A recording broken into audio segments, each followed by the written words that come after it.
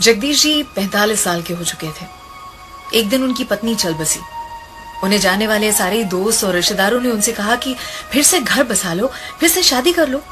जगदीश जी ने कहा कि मुझे जरूरत नहीं है। मेरी पत्नी का दिया हुआ सबसे बेहतरीन तोहफा है मेरे पास, मेरा बेटा।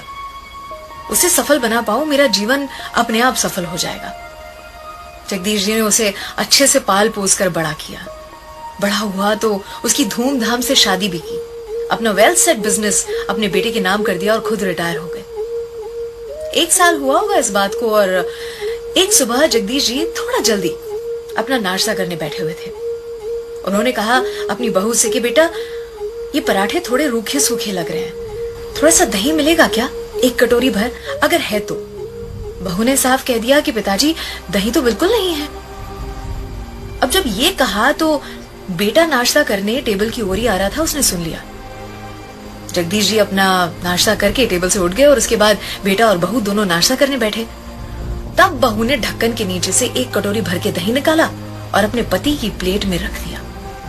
बेटा उस समय तो कुछ भी नहीं बोला, लेकिन उसके दिमाग में वही चलता रहा। वो घर से निकला, अपनी नौकरी पर गया, दिन रात उसके दिमाग में वो 1 कटोरी दही की बात चलती रही।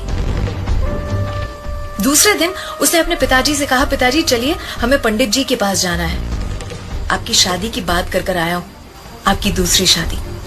पिताजी हंस के बोले कि बेटा मैंने तब नहीं की, अब क्या करूंगा इस उम्र में दूसरी शादी, और मैं तुम्हें सारा प्यार देता हूं, तुम्हें दूसरी माँ तो नहीं चाहिए फिर। बेटे ने कहा कि पिताजी ये मैं अपनी दूसरी माँ लाने या आपके लिए दूसरी पत्नी लाने के लिए नहीं कर रहा हूं, ये मैं इसलिए कर रहा हूं ताकि आपको अपने हिस्से का 1 कटोरी दही रोज बराबर मिलता रहे। कल से मैं और मेरी पत्नी एक किराए के घर में रहने जा रहे हैं और मैं आपकी ही ऑफिस में काम करूंगा, पर एक कर्मचारी के तौर पर। पगार मिलेगी मुझे ताकि मेरी पत्नी को 1 कटोरी दही की कीमत सही से पता चले। अर्थात माता पिता आजीवन अपने बच्चों के लिए एक डेबिट कार्ड बनने को तैयार होते हैं। बच्चों को कब अक्ल आएगी कि वो माता पिता के लिए आधार कार्ड तो बने। वो कहते हैं कि पहला प्यार कभी भुलाया नहीं जा सकता, फिर लोग माता पिता को कैसे भुला देते हैं। अगर आपको ये कहानियां पसंद आती हैं तो रोज सुबह 7 बजे मुझे आपका इंतजार रहेगा, ओनली ऑन 94.3 माय एफएम।